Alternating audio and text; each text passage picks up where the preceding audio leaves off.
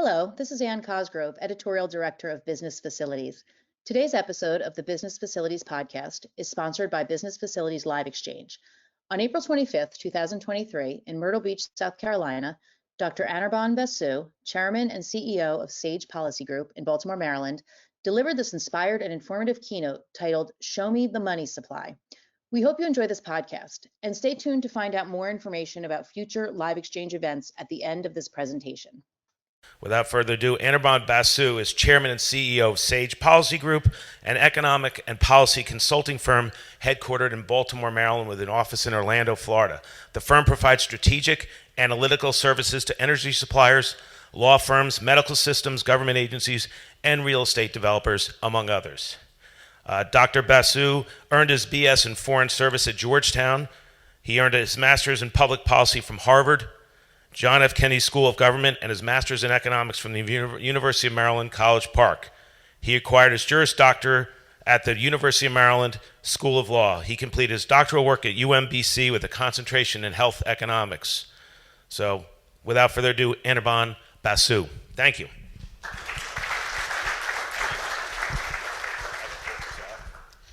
Yes, good morning. Can you hear me? I think so, pretty good, yeah. So we have a chance to talk about the economy this morning and what that might mean for those who are looking for new sites, those who are site selectors, and of course economic development authorities around the country. Thank you very much for inviting me. I will leave some time at the end for questions and answers, so please think about what you'd like to ask as I go through the material. My hope, of course, is to address some of your questions as I go through this material. My presentation today is entitled Show Me the Money Supply. This is a Tom Cruise themed presentation. You will see that theming throughout the presentation, whether you like it or not. This is, of course, him from 1996, the movie Jerry Maguire, in which he plays a sports agent with only one client, a client played by the actor Cuba Gooding Jr., the fictitious Arizona Cardinals wide receiver Rod Tidwell. In any case, you'll see more of those references as we go through the presentation. And why would an economist introduce the concept of money supply right from the get-go? Well, as it turns out, that's at the heart of the matter.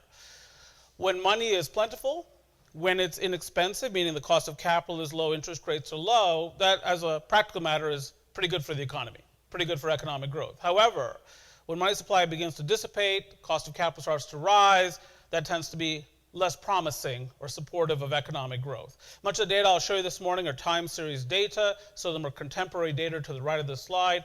As it turns out, this is money supply graph back. It is, it will be, it is, it has to happen. Money supply graph back to 1959. And again, I'll focus a lot on the right of these slides because those are the more contemporary data. You can see that during much of the pandemic recovery period, this profound growth in money supply, this is of course engineered by the Federal Reserve Bank of the United States, which as the pandemic undoes the economy, moves into overdrive, increasing the size of its balance sheet, dropping interest rates as close to 0% as is possible to try to get consumers to borrow more and spend more, businesses to borrow more and invest more to countervail the worst effects of the pandemic on the economy. And from a rebound perspective, it absolutely works. By the second quarter of 2021, American gross domestic product is above its pre-pandemic level.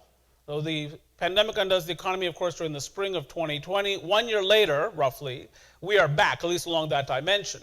Unfortunately, that V-shaped and very rapid recovery brings with it a bout of enduring inflation. The Federal Reserve, of course, has turned its attention roughly over the past year plus to trying to combat excess inflation, try to restore their 2% inflation target. And so they have, until very recently, been decreasing the size of their balance sheet, increasing interest rates quite rapidly, and now money supply is dissipating. So what is the culprit here? Why have we gone from this period of talking about very rapid economic rebound to worrying about recession at some point over the next 12 months? Well, the culprit here, again, is, of course, inflation. And the Federal Reserve's response to that inflation, which is an ongoing one. This is the U.S. Consumer Price Index, 12-month percentage change. There are two lines here. The line in green is your overall Consumer Price Index, which is running at 5.0% on a year-over-year basis. Now, it is true that inflation has dissipated meaningfully. So back in June of 2022, inflation is running at 9% year over year. It's come back down. And there's a number of reasons for that. Oil prices have generally fallen this morning at $78 a barrel in North America. Natural gas prices have fallen just a bit above $2 per million BTU, so on and so forth. Now, when you take out the food and energy prices, you get the so-called core rate of inflation. That's in gold here. And for many, many months, especially after the war in Ukraine breaks out, the overall inflation rate, which includes, again, food and energy prices, was higher than the core inflation rate. That's changed. As food and energy prices have been dissipating in recent months, we see the core inflation rate is at 5.6%. That's the first month of the economic recovery from the worst of the pandemic. So we lost those 22 million jobs in March and April of 2020. We start to bounce back in May of 2020. So if you look at aggregate price level in May of 2020 and compare that to March of 2023, these are the price increases that you see. So the headline numbers at the bottom of the slide, all items up nearly 18% in less than 3 years in a country that aspires to 2% inflation per annum. If you look at the core inflation rate, it's a bit lower. That's 15%, all items less food and energy. But look at some of these categories here. Energy price up 52% in less than 3 years. Used car and truck prices up more than 30%. Same with transportation services. That includes things like airfares. And that matters to a community like Myrtle Beach, for instance, because, of course, a lot of people fly here and want to spend money here, but to the extent that airfares are higher, that can frustrate some of that visitation. Tobacco and smoking products up 22% in price. New vehicle prices up 21%. So one of the worst things we can do is to smoke in a new car, because that is bad for your health, it destroys the new car smell, but also renders one susceptible to all of these inflationary pressures. Now you can see shelter costs up 15%, food prices up nearly 20%. Now, it is true, again, that inflation has dissipated over the last 12 months. So if you just look at March of 2022 price levels versus March of 2023, this is what you see over the past year. So the headline numbers are down before. The overall inflation rate, 5%. The core inflation rate, all items less food and energy, 5.6%. But again, some of these categories manifest significant inflation. Transportation services prices, that includes things like airfares, which are up 17.7% over the past year. Food is up more than 8%, shelter more than 8%. And who does that impact the most? People in the lowest quintiles of income, as it turns out. They're the ones for whom food and shelter, of course, comprises a disproportionate share of their household budgets. And that's one of the reasons the Federal Reserve is so eager to restore 2% inflation. Some people might ask, what's the rush?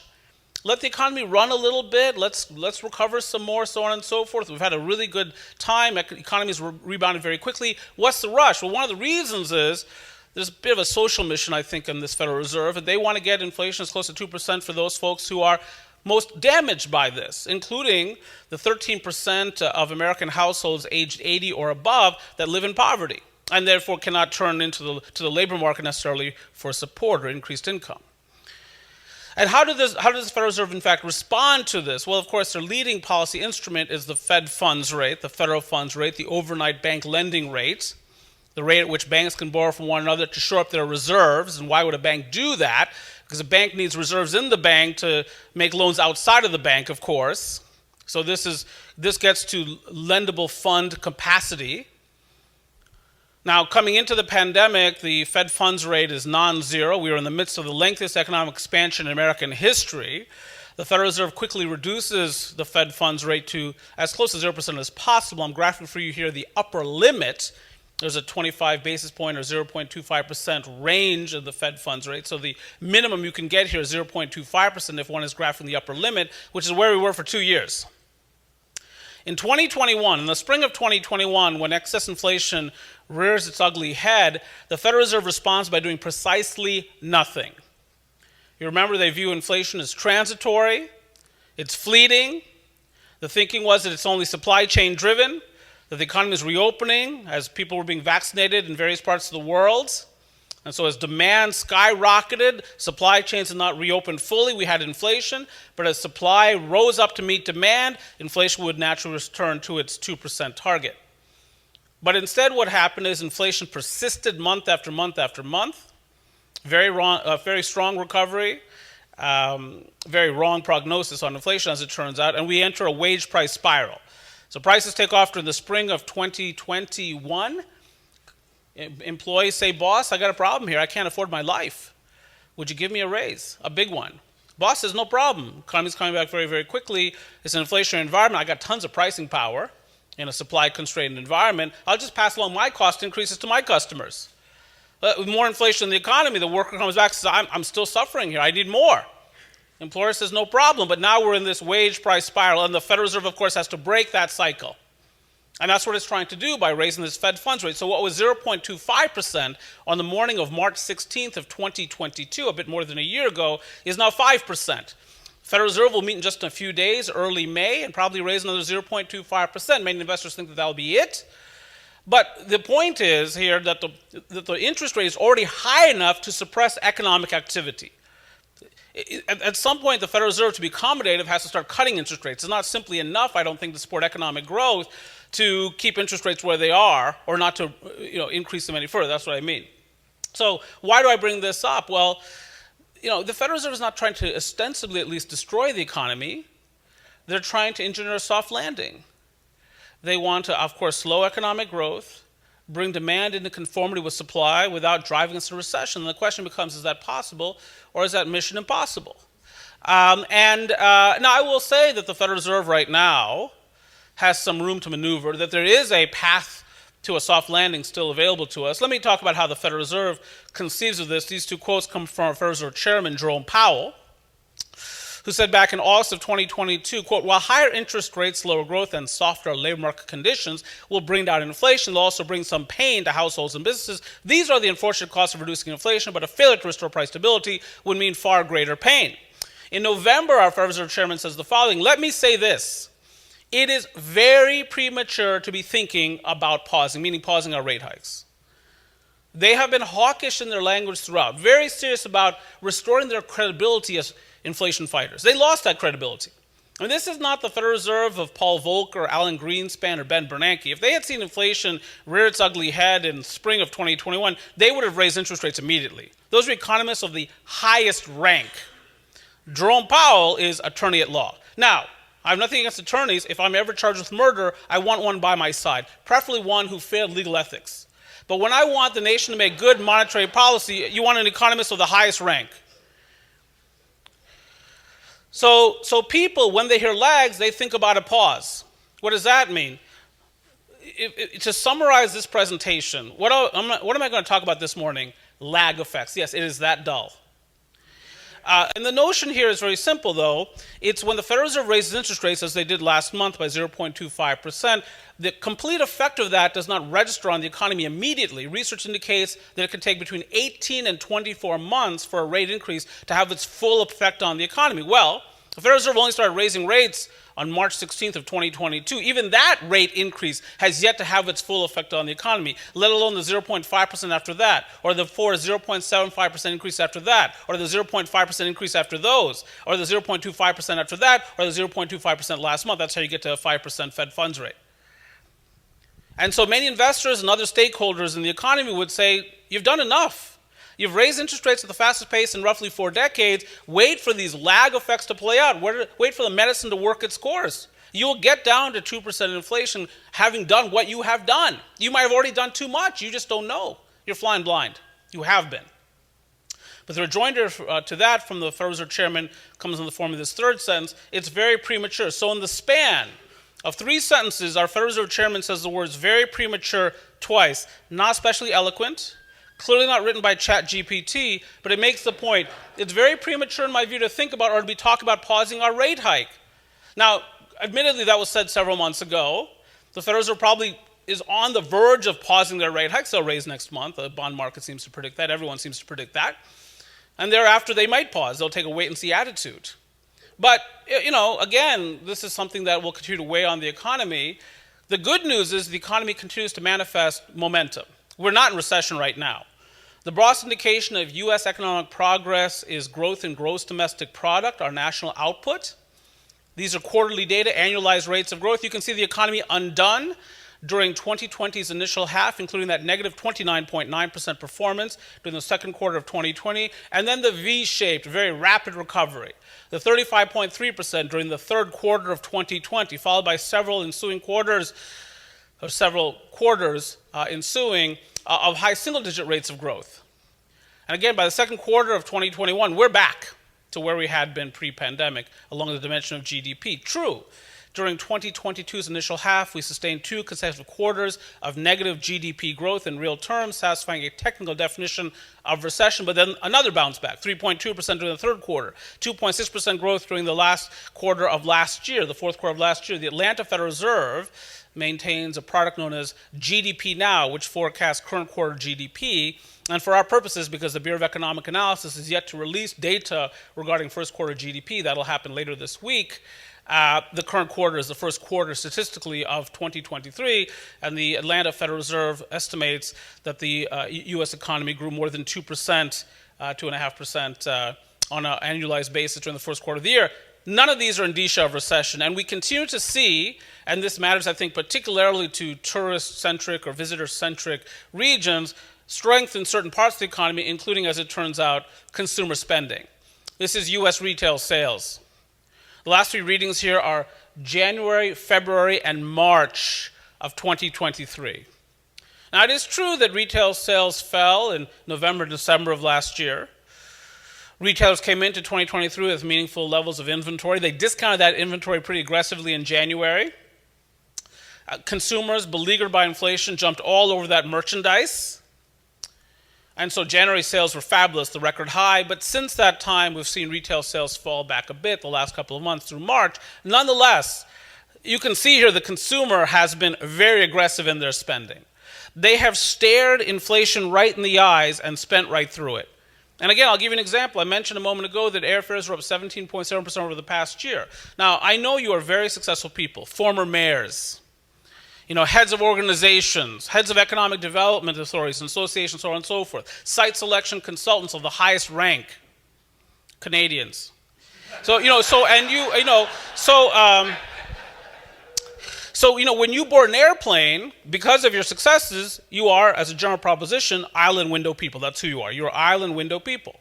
And when you get into your aisle or window seat, there's only one thing you're hoping or praying for at that moment in economic history, and it's not even the safety of the flight, because that's incidental and presumed. There's only one thing you're hoping for, and that's right, a middle empty seat. That's all you want out of life in that moment, and that does not make you a bad person, by the way, to want that. It does not make you a good person, but the middle seat has been full, for the most part.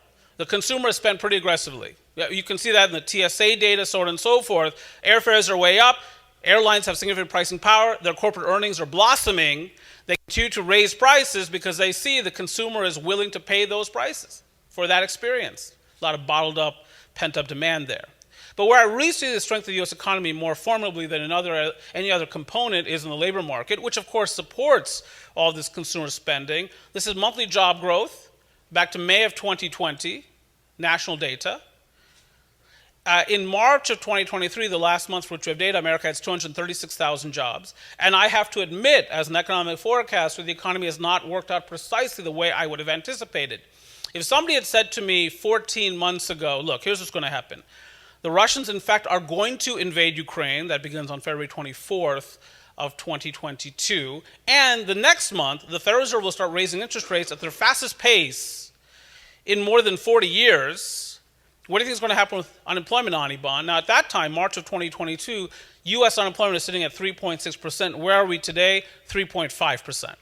It's really quite remarkable how resilient the U.S. economy has been. And again, employers have been hiring, and here's the other thing, they want even more people. Many employers will tell you, what's our leading challenge? We can't find enough bodies. We want to expand our enterprise. We want more human capital. We can't find it. Indeed, according to the JOLTS, the Job Openings and Labor Turnover Survey, America home to 9.9 million available unfilled jobs. It's fallen a bit in recent months, but prior to the pandemic, when the economy was very strong, we had the lengthiest economic expansion in American history, 50-year low in unemployment at that time, 3.5%, back to December of 1969, we had about 7 million job openings. Presently, we have about 1.7 job openings in this country for every unemployed American. America's still very much the or a land of opportunity. You want a job in America, there's one waiting for you. In fact, there are 2. And that's inflationary. When you've got 10 million job openings and 3.5% unemployment, that suggests that wage pressures will remain pretty significant going forward. And what's the problem here? The problem here is the economy has really bounced back significantly. Lots of growth, but the labor force has not grown commensurately. It's not grown enough to handle all of that surging demand. And of course, that's what helps lead to inflation. And the real problem here, in terms of the lack of labor force growth, the problem here is men. Now you might say, or some of the women in the audience might say, well, that's a general proposition, sir. But I'm going to talk about the labor force dynamics. If you were to compare 1980 labor force participation rates, 1980 when music was good, to 2023, that was Rush, Styx, Billy Squier. If you look at labor force participation in 1980 versus 2023, to be part of the labor force, you have to be either working or looking for work. Working or looking for work. So just a delta, taking a percentage point delta between 1980 and 2023. So if you look at the top row there, which is also the bolded row, so in America you have to be more than 16 years of age, or 16 or more to be in the labor force. In Canada, as it turns out, it's 15 if I'm not mistaken, but here it's 16. And so if you look at that top row there, the labor force participation rate between those years falls 1.3 percentage points, but it falls 9.4 percentage points for men, while rising 5.6 percentage points for women. So women jumped into the labor market, men jumped out.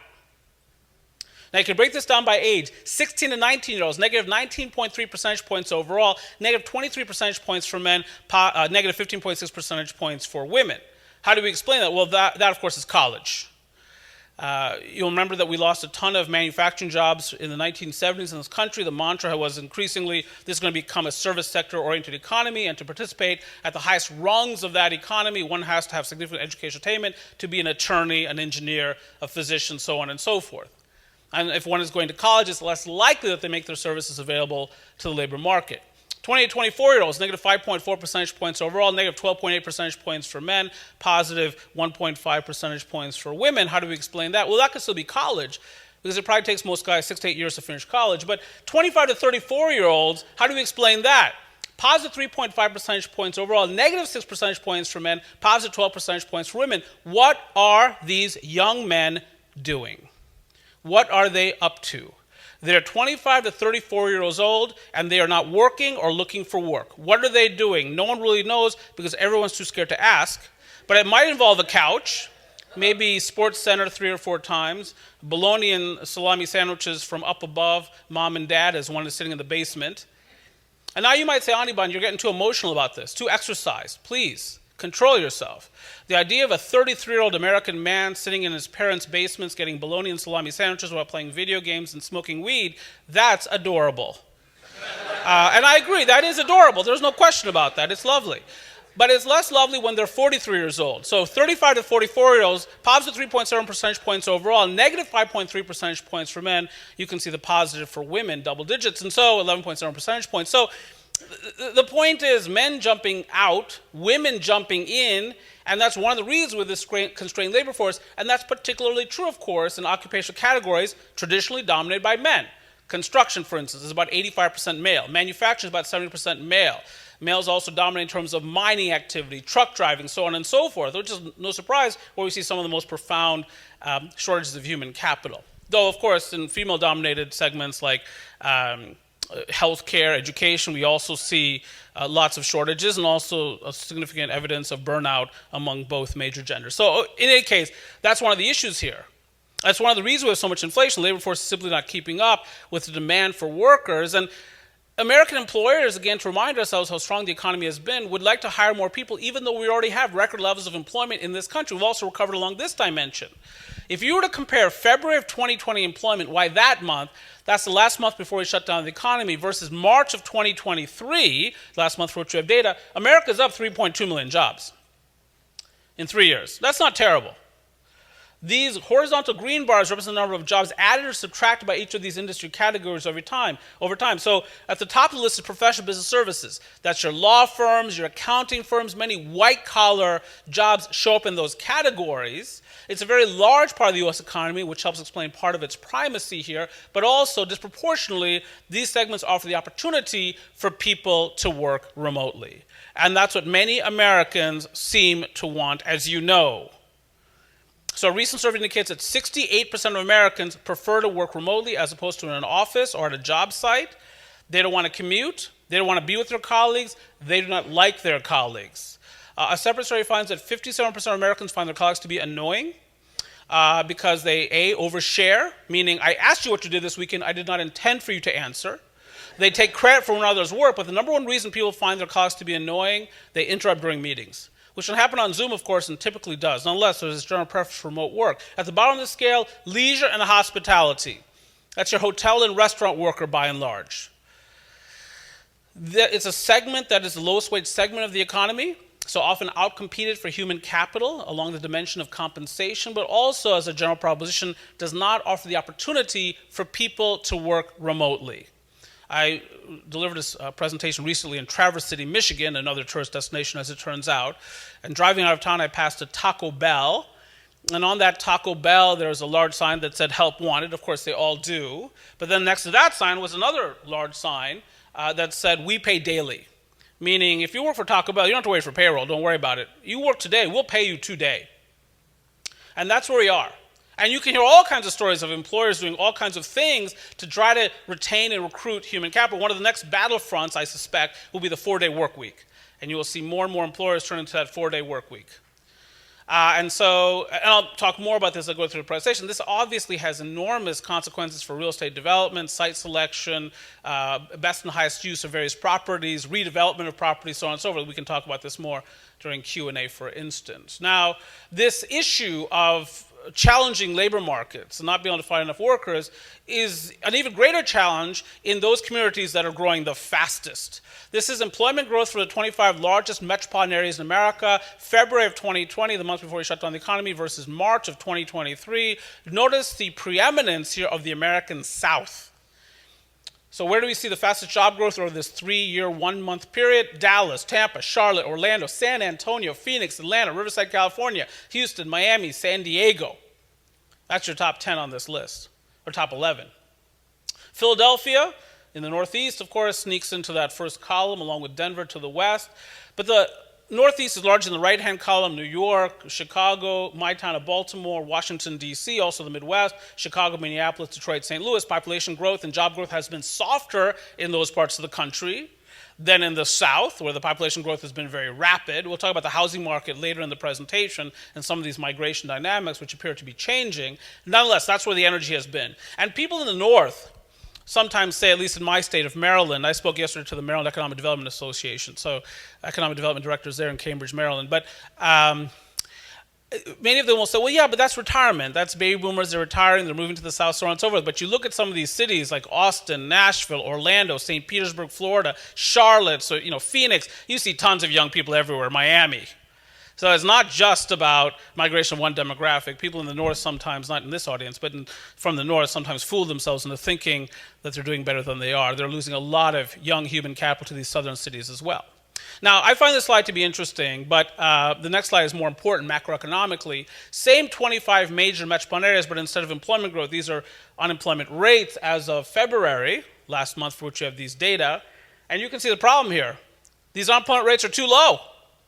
And you say, sir, that's crazy talk. We love low rates of unemployment. We love it when people graduate from an apprenticeship program, high school or college, and can quickly find replacement or quickly find employment. We like it when people lose a job, let's say through no fault of their own, and can quickly find replacement opportunity. Yes, as a general proposition, we do. It's a sign of economic vigor, national economic strength. But it's less advantageous when you've got 9.9 million available unfilled jobs, more than 400,000 in construction, as it turns out, as we try to rebuild the nation's infrastructure, and inflation is raging across the countryside. Because the Federal Reserve looks at these data and says, Miami 2.2%, Tampa 2.5%, I can't live with that. I cannot live with unemployment this low because I can't get back to 2% inflation. Wage growth in our country is running between 4 and 5% per annum. If I'm at the Federal Reserve, I need wage growth of between 3 and 3.5% per annum to hope to get to my 2% inflation target. So when the Federal Reserve chairman back in August says, I'm going to cause some pain to households, that's what he's talking about. Somebody has got to lose their job. And it really has not happened in any meaningful way yet. And that's what creates the risk of recession. The Federal Reserve will end up overdoing it, tightening too much, and some investors would say, and other stakeholders would say, they've already done that. They need to start cutting immediately to avoid recession. And so the risk of recession is high. Again, 1996, Jerry Maguire. I cried a lot. Now, before I talk about the likelihood of recession, let me first define it. I had mentioned a moment ago that we sustained those 2 consecutive quarters of real negative GDP growth during the first half of 2022, satisfying a technical definition of recession, but as it turns out, not the definition of recession. This is the definition of recession. The National Bureau of Economic Research's Business Cycle Dating Committee is the official recession scorekeeper. They're the arbiter of when recessions begin, when they end, if they occurred at all. And accordingly, they're the ones that maintain a chronology of U.S. business cycles. So they're the ones who told us in 2002, for instance, that the recession of 2001 begins in March of 2001, ends in November of 2001, as it turns out, 2 months after 9/11. NBR's traditional definition of recession is, quote, a significant decline in economic activity that is spread across the economy that lasts more than a few months. Except the recession they declared in 2020 begins in February of 2020, ends in April of 2020, not more than a few months. They declared it a recession nonetheless. Why? Because they can. They can do whatever they want. I'm not complaining about that, but that's the definition of recession. Whatever they say it is. Whatever they say happened is what happened with respect to recession. And indeed, there is no fixed rule about which indicators contribute information to the process or how they are weighted in the determination of recession. They can look at whatever they want to. Now, as a practical matter, they tend to look at industrial production, retail sales, gross domestic product, obviously, wage growth, but they can do whatever they please. And because the government statistics NBR relies on are published at various lags, the NBER committee cannot officially designate a recession until after it starts. They have to wait for the data. So, for instance, on September 15th of 2008, when Lehman Brothers faltered and we saw the bursting forth of the global financial crisis, we knew we were in a recession, but the NBER could not declare that until the data demonstrating that we're in recession actually came through. So they cannot officially designate a recession until after it starts, and often not until it's over, which is exactly what happened in 2020. So in any case, now, again, we're not in recession right now.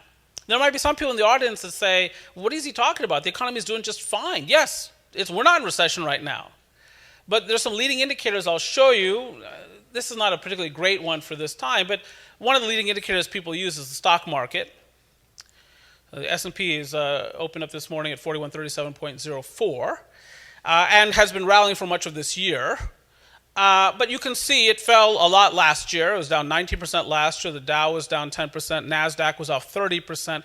Bitcoin was off 65%. Asset prices generally fell in anticipation of weaker economic performance. And despite this year's reasonably good performance, we're still not back near to the peak. And why is that a leading indicator? Because the value of a share reflects the discounted value of future corporate earnings. And so if investors or others think the economy is going to become tougher going forward, therefore suppressing earnings growth or performance, that prospective weakness will show up in share prices today. So we'll see what that means. But there are some other indicators I think that are more potent or more powerful with respect to suggestions that recession is coming. I'll give you an example. So we mentioned, of course, it's obvious, that businesses have had a tough time hiring enough staff. So they've often turned to technology and equipment as force multipliers to try to bolster the productivity of their existing teams. This comes out of the gross domestic product data, hence the last data point here is the fourth quarter of 2022. This is non-residential fixed investment in equipment. It's equipment purchases. And lo and behold, during the fourth quarter of last year, equipment purchases fell. And that, I think, is not because of just supply chain issues. That might be part of the story. I delivered a presentation recently in Washington, D.C. to a group of mechanical contractors who told me that their lead time for switchgear, meaning the time to acquire switchgear, meaning for electrical equipment, is something like 60 to 70 weeks still. Lead time for generators is something similar to that. So they're still there.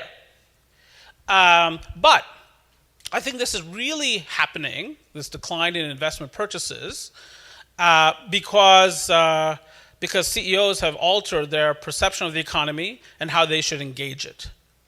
So for much of this pandemic recovery period, the notion has been, let me chase demand.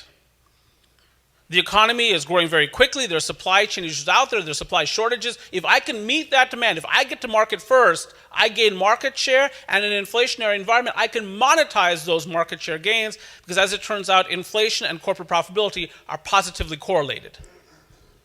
But now the notion seems to be changing. According to a November 2022 PwC survey of U.S. executives, 26% of firms are planning to reduce the number of full-time employees over the next 12 to 18 months. So I'll give you an example. The CEO at Meta is Mark Zuckerberg.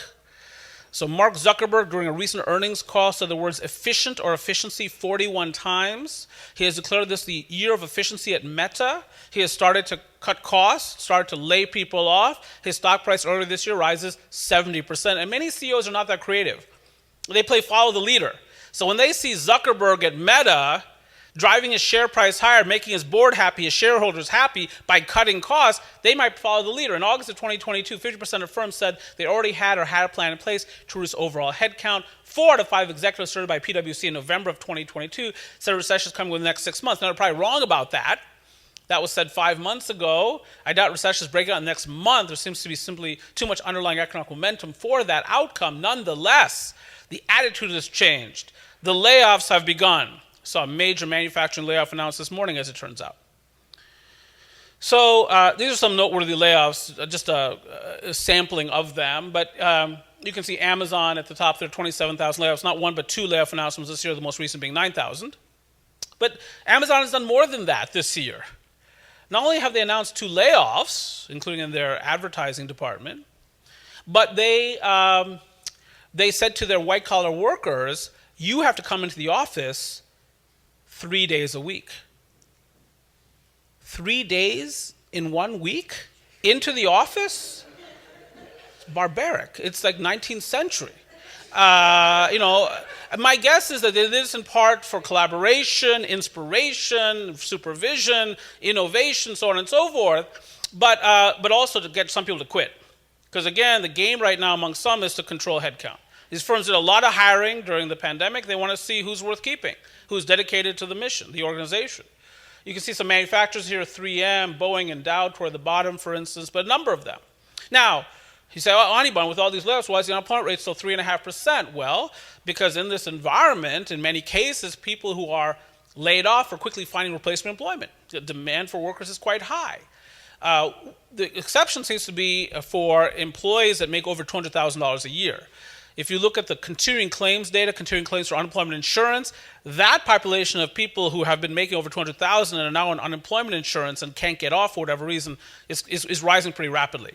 And that, of course, has a lot to do with these tech layoffs and the less absorptive capacity for those displaced workers. But in any case, that's where we are. And this has enormous implications, I think, for site selection. It has enormous implications for real estate development. And in fact, let's talk about that. Let's talk about real estate, development, migration, those kinds of factors. 1992, A Few Good Men, playing the part of Lieutenant Daniel Caffey. Now, I began this presentation talking about interest rates. I think that was the right place to begin. That's really what's shifted the economic environment, certainly over the past year. Here I'm going to show you 2 interest rates of interest, the 30-year fixed mortgage rate in gold, the 15-year fixed mortgage rate in green. Gold and green, of course, the color of money, which was a 1986 Tom Cruise film, also starring Paul Newman playing the part of Fast Eddie Felson. Now, back in January of 2022, according to Freddie Mac, the average 30-year fixed mortgage rate was 3.22%. The most recent week for which we have data, 6.39%. Now, some of you might say, Anirban, 6.39% on a 30-year fix, that's not a big deal. My first mortgage rate was 15%. My first mortgage rate was 18%. People have come after me after presentations bragging about the fact that they used to pay 15% interest. I'm not impressed. But it is an interesting history.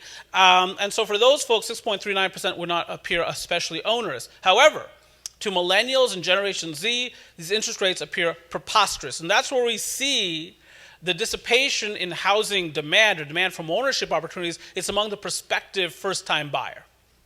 Now, I'm going to show you a number of leading economic indicators as I move toward the tail end of this presentation, because I want to shift from a discussion of what's been going on to a profile of what's likely to happen economically going forward. And so often it is the case that the home buying experience begins with a mortgage application. So unless you're a private equity firm or a quite well-heeled American household, typically people have to borrow money to purchase a property, to purchase a home.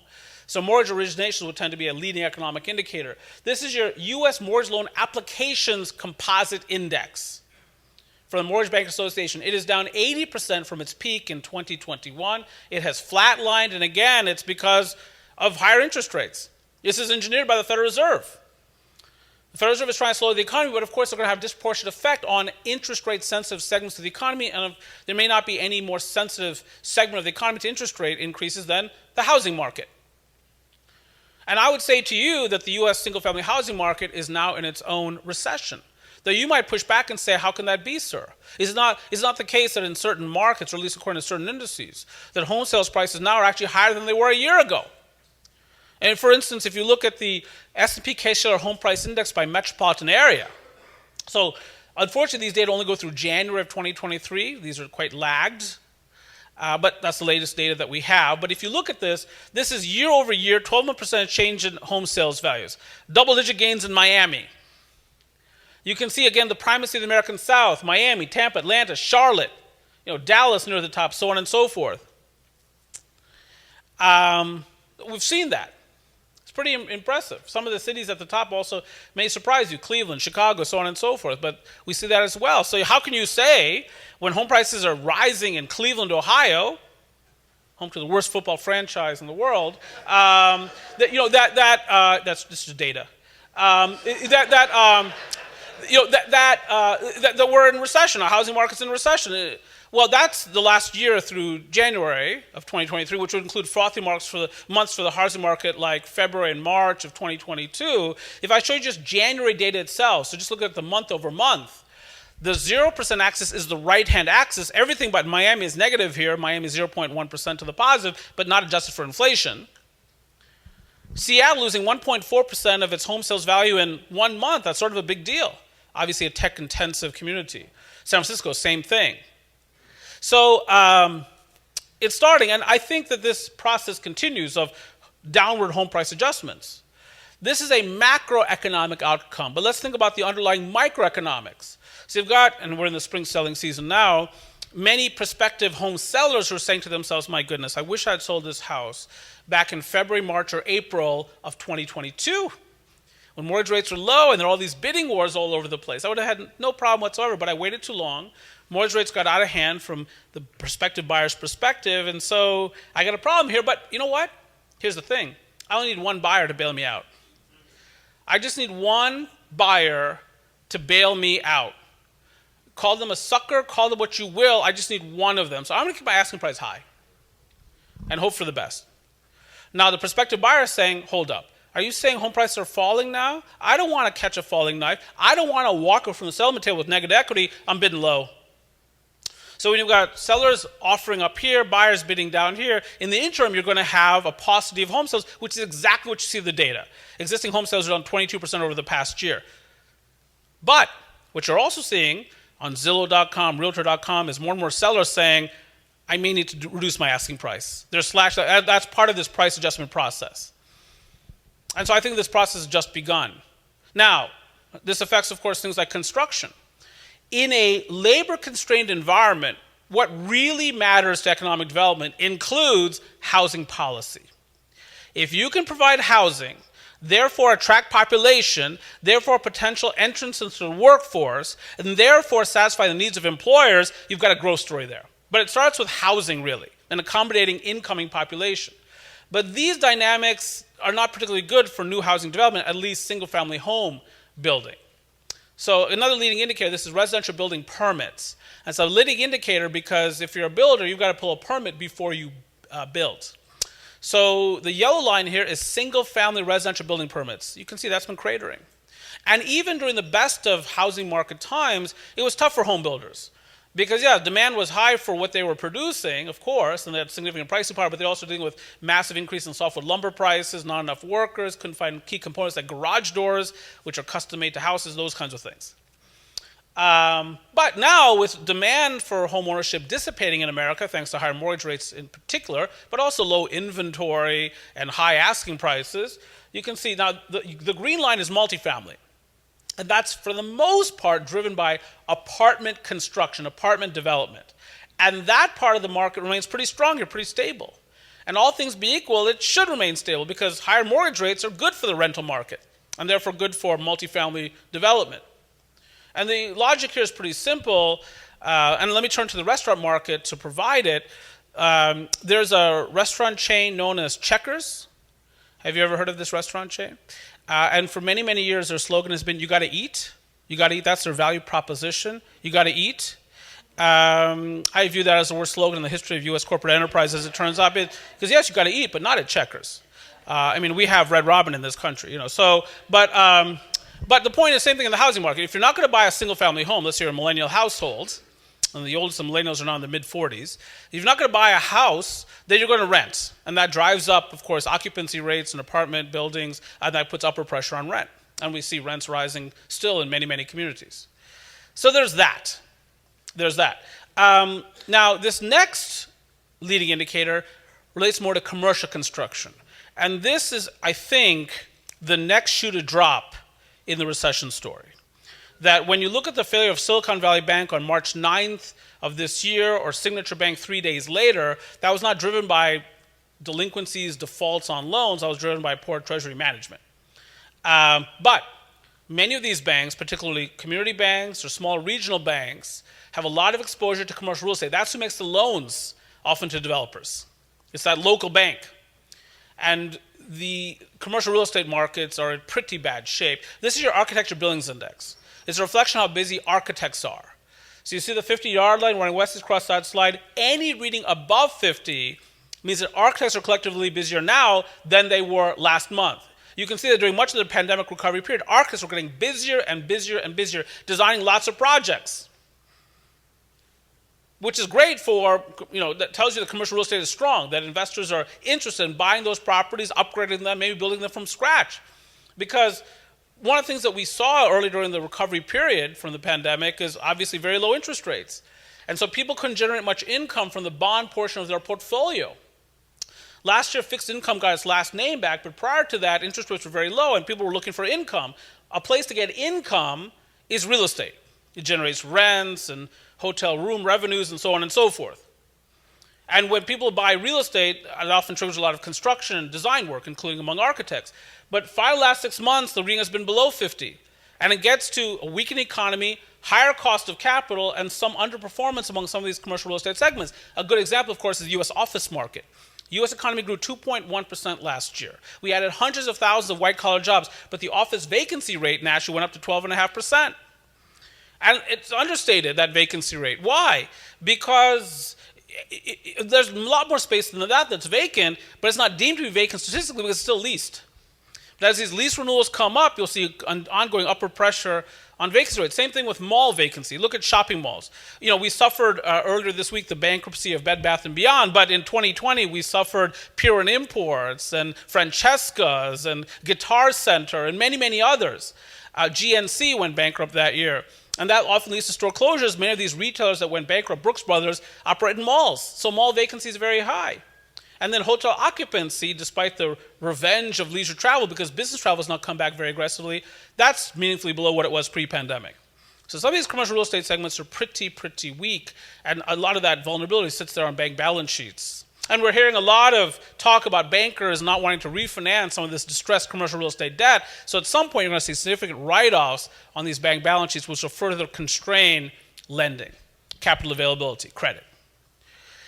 So, where does that take us? Well, that takes us to the forecast. What is the outlook? And then we can go to Q&A. 2014 film, science fiction, not his best film, but an amazing transition slide, just amazing transition slide. And so, as we go to the forecast. Now, let me again show you some more leading economic indicators. We've talked about the fact that the consumer has been spending. I probably did not spend enough on that because the consumer is 2/3 of aggregate demand, and it's pretty impossible to have a recession unless the consumer participates. So one of the things that we monitor is consumer psychology. This is the University of Michigan's Index of Consumer Sentiment. And where is the consumer right now psychologically? About where they were in 08, 09. They're not particularly happy. And the number one thing that has them aggrieved is inflation. Now, they're less unhappy than they were immediately after the war broke out in Ukraine. Gasoline prices have come down, for instance. And despite the best efforts of OPEC+, oil prices have still remained below $80 a barrel more recently, or at least over the past week. But still, they're not happy. And inflation still is bothering them. Many of them have taken on significant amounts of credit card debt at high interest rates. More and more are having difficulty paying that monthly credit card bill off. We see more delinquencies. We see this also in the auto loan market. The consumer is increasingly under pressure, held together by a strong labor market, but a labor market now that is showing some signs of weakness in the form of growing numbers of layoffs. Small business also is not that happy about economic life. This is from the National Federation of Independent Business. This is an index of small business optimism. Question, small business in America, is it a good time to expand your enterprise over the next 3 months? In March, only 2% of small businesses said it's a good time to expand my business. So he's talked about some of that large business pessimism out of the PwC surveys. This is small business. Now, mind you, some of these enterprises would still like to expand their business, but they say, I can't find workers. I can't afford them. My healthcare premiums are going up. I suffer equipment shortages and delays. I'm dealing with higher materials prices. The cost of concrete in this country is up more than 14% over the past year. Concrete is ubiquitous in construction, as an example. So, lots of pessimism. So these psychological indicators suggest that the economy is going to be quite soft going forward. But does that mean recession? Well, let's talk more about that. I think recession probably is coming. This is the Conference Board's Index of Leading Economic Indicators. It has been plummeting recently. You can see what it was doing prior to the breakout of recession in 2007, very late 2007. You can see what happened during the pandemic period, and now you can see something similar to that. So these measures, all of them, I think, suggest recession. This one suggested a bit more strongly. This is your business inventories. 3 slices here. The slice in the middle is the green slice. That's your retail inventories. And yes, consumer spending has been quite strong, but we did see the decline in retail sales November, December of last year, then again February and March of this year. Retail inventories have been climbing. Retailers have had to discount more aggressively, and when they do that, and they don't like discounting merchandise, they order less from the merchant wholesalers. That's the top slice there in orange. Merchant wholesale inventory is the middlemen and women, distributors. That inventory is taken off, and when distributors see that, they order less from the manufacturers down below, that blue-gray, the slice at the bottom. So this inventory cycle is starting to play out, and no surprise, we are seeing more manufacturers, for the first time during this recovery period, lay people off. So again, 3M, Dow, Boeing, many others. Dell Computers announced 6,650 layoffs recently.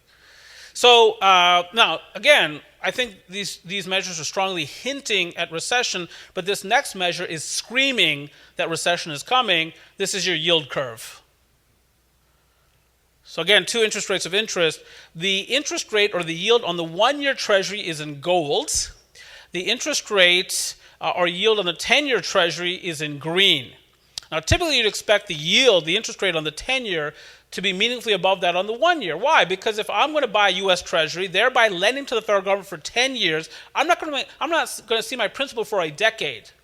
I'm going to demand more interest to reward me for my patience. I could do other things with that money, but I'm lending it to you. Conversely, if I only buy a 1-year Treasury, I'm going to see my principal back in 12 months. I don't have to be so patient. I don't need so much interest, so much income. I'm going to get it back basically risk-free. But occasionally, the bond market goes topsy-turvy, upside down, inside out, Diana Ross. And the gold line, the interest rate on the 1-year, goes above the green line, the yield on the 10-year. Now, these gray shaded areas are periods of recession dating back several decades. So where do we see the gold line go above the green line? Well, just before the 1970 recession, before 73, 74, 75, before the 1980 recession, before 81, 82, which was a quite deep recession, before the 1990, 1991 recession, before the 2001 recession, before 2007, 2008, 2009, not so much before 2020, that was caused by something else, but now we have massive inversion. This morning, the yield on the 1-year is about 120 basis points above the yield on the 10-year. Significant inversion, 1.20 percentage points. So, again, now this has another use, by the way, this measure. When I was a single man in the 80s and 90s, I'd often, you have to capture attention to yourself. It's a competition out there in the world of singledom. So often you might see me on a Friday or Saturday night in a bar or restaurant or tavern, and I'd start talking quite loudly about the inverted yield curve to get that attention. And I have to tell you, I seldom went home alone.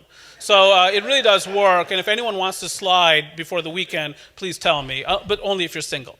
So in any case, let me wrap things up here in a bow. Maybe you can't handle the truth here. But it's not the truth, it's my forecast. And I am agnostic about whether or not you buy into my forecast or not. That's not the point of this, to believe my forecast. You have your own forecast. My goal this morning has been to do some issue spotting on your behalf, to refine your own views about the economy, what that means for your community, for your enterprise, so on and so forth. And by the way, you can't handle the truth was not said by Tom Cruise, it's said by Jack Nicholson. 1992, A Few Good Men. You might point that out to me too, playing the role of Colonel Nathan Jessup. But the young military attorney asking the questions of the colonel on the stand that elicited that response, well, of course, that part, Lieutenant Daniel Caffey, was played by one young and quite handsome Tom Cruise. I think the economy gets worse before it gets better. We've got that inventory cycle playing out. The Federal Reserve is still tightening monetary policy. We now have a Federal Reserve that's stuck between rock and hard place. On the one hand, more than 2% inflation and not able to meet its mandate yet on that front. On the other hand, some weakness in the banking sector and some concerns about commercial real estate and some other segments of the economy. The global economy is weakening. Didn't talk much about that, but it's true. You might have seen the International Monetary Fund's report a couple of weeks ago, the World Economic Outlook, which was quite dire, not just about the next year, but the next 2 years. The national economy is weakening. At least I've tried to make that case. Borrowing costs are higher. That much is incontrovertible, and the excess inflation persists. Some segments tend to hold it better than others, including public construction, lots of money lined up for infrastructure, obviously, grocery stores, you got to eat, and multifamily housing. And at some point, the Federal Reserve will stop raising interest rates, and perhaps more importantly, will start cutting them. The problem is that if they start cutting them later this year, that's your indication that we're in recession. Why else would they do that? Because right now they have yet to win the war on inflation, so you have to get some pretty lousy economic data for the Federal Reserve to cut rates. And the bond market predicts that the Federal Reserve will cut rates 2 or 3 times later this year. And that's another indication to me that lots of investors out there are expecting significant economic weakness later this year, and I think recession breaks out at some point in the third or fourth quarter of this year. So recession conditions will prevail at some point over the next 12 months. That's my forecast. Again, I might be wrong. I'm an economist, but that's my story for now. Thanks very much for the opportunity to be with you this morning. It has been a privilege.